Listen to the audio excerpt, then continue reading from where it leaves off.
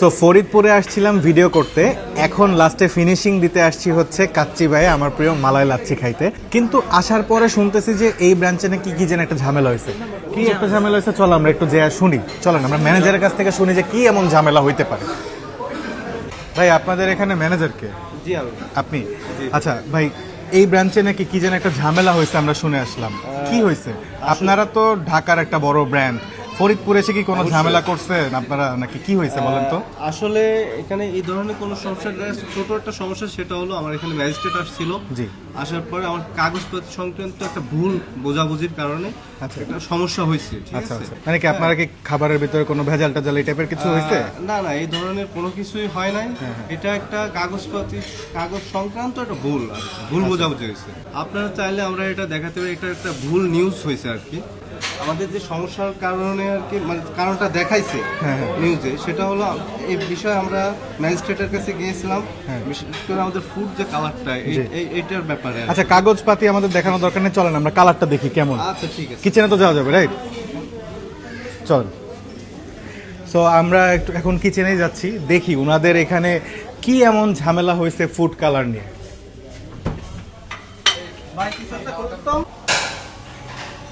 এটা হচ্ছে আপনাদের ফুড কালার? জি স্যার, এটা আমাদের কালার, এটা আমাদের ফুড কালার। আমাদের যে সমস্যা হচ্ছিল, আমাদের ব্যাস কোড, আমাদের আগের চালানের যে মালটা ঢুকেছিল সেই পেপারটা ছিল আমাদের, বর্তমানে এটার পেপার আমাদের সাথে কাছে ছিল না। ওনারা যখন রেড করতে আসে তখন আমাদের অফিসটা বন্ধ হয়ে যায় এবং আমরা দেখাতে পারিনি। কিন্তু ম্যাজিস্ট্রেট স্যারের কাছ থেকে আমরা একদিন সময় নিয়েছিলাম, নেওয়ার পরে আমাদের পরের দিন আমাদের যখন অফিস খোলে তখন আমরা পেপারটা সংগ্রহ করে তার কাছে আমরা নিয়ে এসেছি এবং তিনি দেখে সঠিক টিক চিহ্ন দিয়ে দিয়েছে। তার মানে এখন সব ঠিকঠাক আছে? এখন আমাদের সবকিছু ঠিকঠাক আছে। ইভেন ম্যাজিস্ট্রেট স্যার যখন রেড করে চলেও যান, উনি তখন আমাদের ডাইনিং চলছে ভরপুর, ডাইনিং এর উদ্দেশ্য, গেস্টের উদ্দেশ্য বলেছেন আপনারা এখানে কোনো ভয় পাবেন না, নির্দ্বিধায় নির্ভয়ে আপনারা এনাদের খাবার খেতে পারেন। কাচ্চি ভাই একটা ব্র্যান্ড, এনারা কোনো ভেজাল খাবার তৈরি করে না। এটা ম্যাজিস্ট্রেট নিজ থেকে বলছেন যে আমিও খাই এই খাবার, আমার ফ্যামিলি খায়। উনি এই কথা বলে গেস্টের উদ্দেশ্য সুন্দর করে উনি বোঝা হয়ে গেছে যাতে আপনারা বিভ্রান্ত হবেন না। আমরা এনাদের কাগজপাতি সংক্রান্ত কোনো বিষয় নিয়ে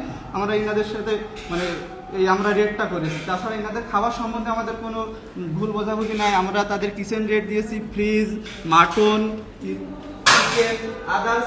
আপনারা যদি কিছু মনে না করেন, আমরা কি আমাদের দর্শকদেরকে এটা দেখাইতে পারি যে আপনাদের সব ঠিকঠাক আছে? অবশ্যই স্যার, আমরা আমাদের প্রুফ আছে আমাদের। আচ্ছা, অত কিছু দেখানোর দরকার নেই, আমরা যেটা বুঝি একটু দেখি মাটনটা কেমন কি আছে যদি দেখান আমাদেরকে। আমাদের মাটনটা দেখান তো। মাটনটার সামনে জি।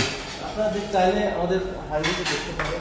আচ্ছা, এখানে যে হান্ডি ভাঙছে, এই যে অলরেডি হচ্ছে কাচ্চি ভাঙা হয়েছে, কাচ্চি সার্ভ করা হচ্ছে। আচ্ছা, আমরা ওদের মাটনটা দেখে দেন ওদের একটু খাবারটা আমরা খাবো, দেখবো কি অবস্থা এখানে। স্যার এই যে আমাদের ফ্রিজে মাটন রাখা আছে, খুব সুন্দরভাবে আচ্ছা, সংরক্ষণ করা আছে, এখানে আপনারা দেখতে পারেন। তার মানে আপনাদের এখানে সব ঠিকঠাকই আছে? আমাদের ঠিক আছে। আচ্ছা, তাহলে চলেন আমরা এবার একটু খাবার খেয়ে দেখি কি অবস্থা এখানে। জি, খেতে পারেন স্যার। সো আমি খেতে খেতে তন্ময়ের অলরেডি খাওয়া শেষ, আমি অল্প একটু নিয়ে নিলাম, তো দেখি কি অবস্থা। ঢাকায় তো প্রায় খাওয়া হয়, এখানে কি অবস্থা। বিসমিল্লাহ। বেশ মজা, ঢাকার মতো সেম স্বাদ তো, ঠিক না? সেম টেস্ট, আমি ট্রাই করলাম, একেবারে সেম, একই ব্র্যান্ড, সবকিছু একই। সো ঢাকার মতোই তো টেস্ট হবে, আমি তো সেটাই এক্সপেক্ট করে আসছিলাম, সেটাই পাইছি।